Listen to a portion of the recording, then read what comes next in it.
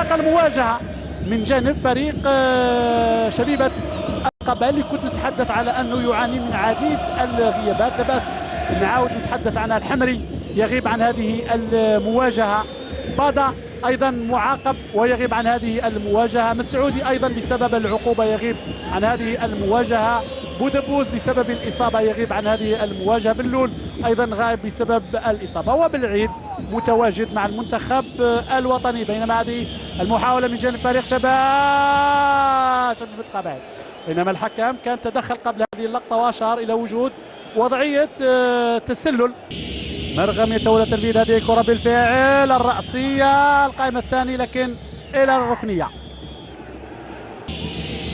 توزيعة لكنها أو تقطع هذه الكرة إلى التماس. تلعب الكرة بسرعة تبقى لعناصر شبيبة القبائل. توزيعة داخل منطقة العمليات والرأسية تصار.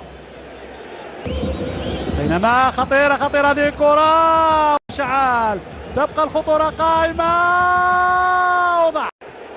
ضاعت على شبيبة القبائل. كرة هدف أول ضاعت على شبيبة القبائل في المرة الثانية من مرغم ضيع كرة ثمينة جدا لشبيبة القبائل. شوف خطأ كبير من الدفاع، كرة بعيدة على شعال ثم الوصول بصعوبة، لكن وضعية مرغم كانت مناسبة. ضيع هذه الكرة على نفسه وعلى فريقه بعد محاولة أولى من محيوس. شوف وضعية مرغم والعودة أيضا نقدر نقول عنده دور خاص في نوفل لما ضايق ما خلاش مرغم مهدي يلعب بكامل حريته في هذه الكرة. إذا فرصة ثمينة وخطيرة على شبيبة القبائل تضيع في هذه اللحظات. مهدي مرغم يعرف جيدا ماذا ضيع في هذه اللقطة، في هذه الدقيقة 16 دقيقة حتى الآن. كنت نتحدث على تفوق نسبي لفريق شبيبة القبائل، وترجم في هذه اللقطة من هذا اللاعب مهدي مرغم 28 سنة، مشاركته 16. مراوغة، التوغل دائما بالخير، تمريرة ذكية داخل منطقة العمليات، توزيعة لا تغطية هذه الكرة تبقى لدفاع شبيبة القبائل. في الأخير الحكم يشير إلى مخالفة. بابكار يسعد هذه الكرة لكن لحظات عادت مجددا لبن عيادة. بن عيادة يوزع لكن تدخل الدفاع جانب شبيبة القبائل. جوزيف زيمباور تلعب هذه الكرة داخل منطقة العمليات وتدخل الدفاع. دفاع الشبيبة كان يتفرج على هذه الكرة، كرته كما يجب، ثم الصراع يتواصل بالخير، يتمكن من هذه الكرة مجددا. تبادل كروي ثنائي ثلاثي، نوفال قاسم وتدخل قايم رباح في الوقت المهم، في الوقت المناسب. قايم رباح على خط المرمى يتدخل وينقذ الموقف. شوف خسف وزع كورته في المكان المناسب، الرأسية، لكن المتابعة كانت ممتازة من جانب قايم رباح. شوف خاسف كان في إمكانه أن يسدد أو يسجل إن صح التعبير، لكنه فضل التمرير، والمتابعة كانت على أعلى مستوى من جانب الحارس قايم رباح. خبرة كبيرة لقايم رباح استعملها في هذه اللقطة. شوف توزيعة ذكية جدا، والرأسية أيضا ممتازة، لكن الأفضلية والكلمة العليا كانت لقايم رباح.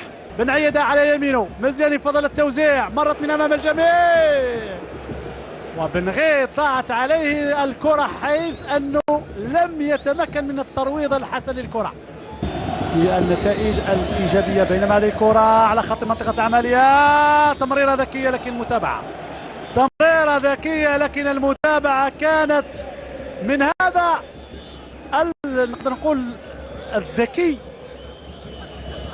بالخير الذي كان في الوقت المناسب. لكن السرعة وصعود بطيء للاعب فريق شبيبة القبائل داخل منطقة العمليات إلى ضربة المرمى. توغل داخل منطقة العمليات من سليمان تشتيش إسلام الدين، مجهود فردي كبير جدا قام به سليمان تشتيش في هذه اللقطة. شوف الاحتكاك في هذه اللقطة بينما سليمان، شوف سليمان تشتيش نقدر نقول تحمل مسؤوليته في هذه الكرة وخذا المبادرة وتوغل. التوغل، تحمل كامل مسؤوليته، توغل باعتقادي ربما أسقط نفسه قبل الاحتكاك. على كل هذا الأمر يعود إلى الحيلة، إلى الخبرة. ونهاية المرحلة الأولى يقول حكم المباراة السيد بواب على بتعادل الفريقين 0-0 هنا بملعب 5 جويلية لحساب الجولة 15 من الرابطة المحترفة. الموعد يتجدد بكم أو معكم سيدتي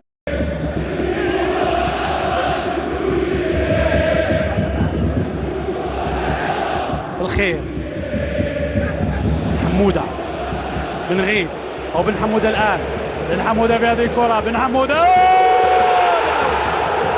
والهدف الأول بن حمودة البديل يدخل منذ قليل. بن حمودة محمد علي يسجل الأول لشباب الوزداد. شوف التمريرة بينية، يمشي بالكرة خطوة خطوتين ثلاث ثم يسدد يسجل ويفتتح باب التسجيل بهذه الطريقة وهذه الكيفية.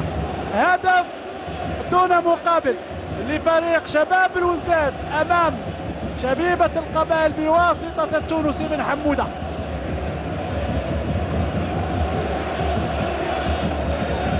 وجها لوجه مع الحارس كايا مرباح، يتمكن بن حمودة بقدمه اليسرى. عملية الترسيم والتأكد من صحة وشرعية الهدف طبعا خذ وقت طويل. الحكم سيعود للتأكد من شيء ما وقد يكون لمس باليد قبل اللقطة.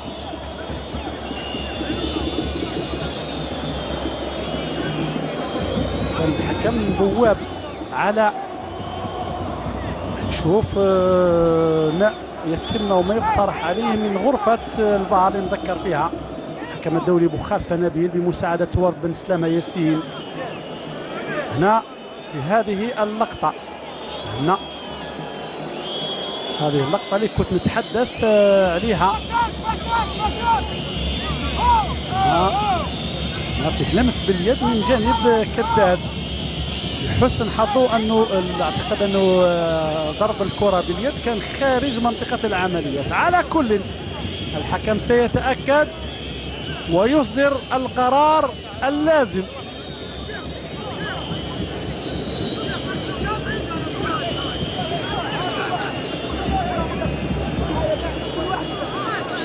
طبعا بواب يطلب اللاعبين بالعودة إلى مكانهم. إذن الهدف يلغى والعودة إلى اللقطة وربما بطاقة صفراء لكداد. فعلا البطاقة الصفراء لكداد.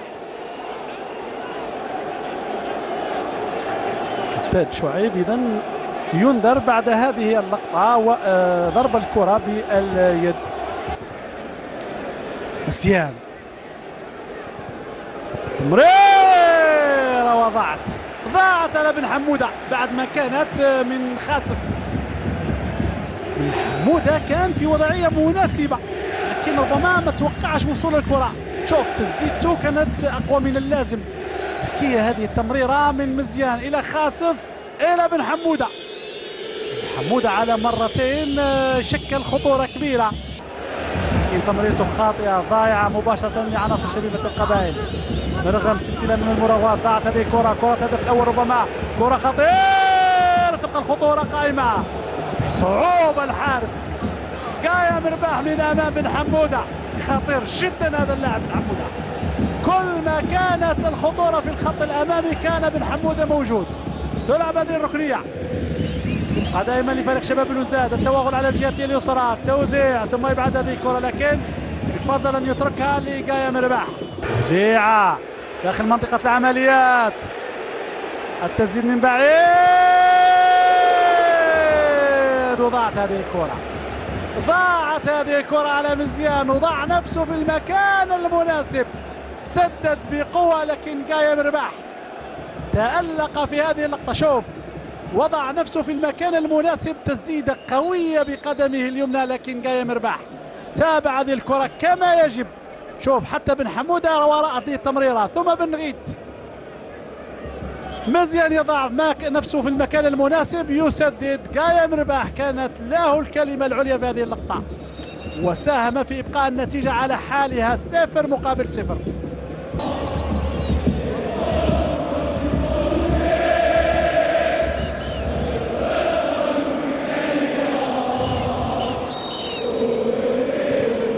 تنفذ الركنية ومباشرة إلى الحارس.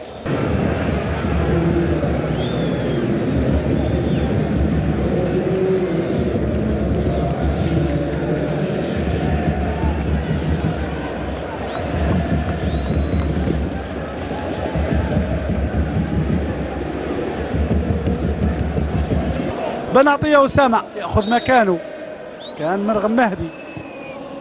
توزيع داخل منطقة العمليات، صار الهدف الأول. محيوس يسجل الهدف الأول. أيمن محيوس في المكان المناسب يسدد أو يسجل الهدف الأول بعد كرة ثانية مرة بكيفية جيدة. إذن أيمن محيوس يفتتح باب التسجيل في هذه اللحظات. شوف توزيعة رأسية صار إلى محيوس الذي يسدد بقوة ويسجل الهدف الأول. شوف رأسية صار تصل الكرة بطريقة جيدة إلى محيوس الذي يسدد ويسجل ويفتتح باب التسجيل.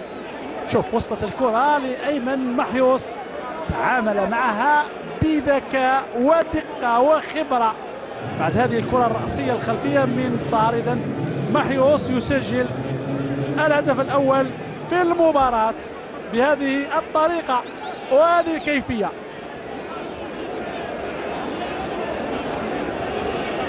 شوف الوضعية اللي كان فيها محيوس مناسبة جدا، وكان انه هرب من الحراسة الفردية. شوف العملية هنا، الصورة تبين انه ما فيش وضعية تسلل. صار ثم محيوس تقريبا في القائم الثاني. على كل العملية تطلب شوية دقة، وبالتالي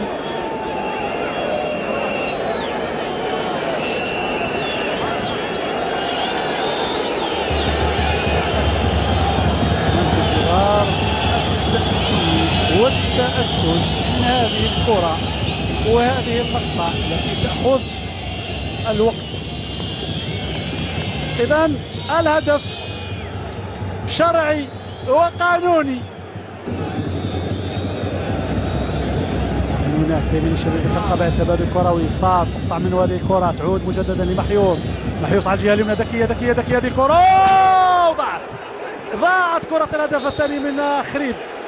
لا حلو خريب ضيع كرة الهدف الثاني لصالح شبيبة القبائل. فراغات كثيرة تركها دفاع فريق شباب الوزات. شوف تمريرة ذكية جدا، لكن لم يتعامل معها خريب بالكيفية المناسبة، وضيع على فريق شبيبة القبائل فرصة إضافة الثاني. مالكي وليد، شوف الكرة والرأسية، القوة لكنها بعيدة.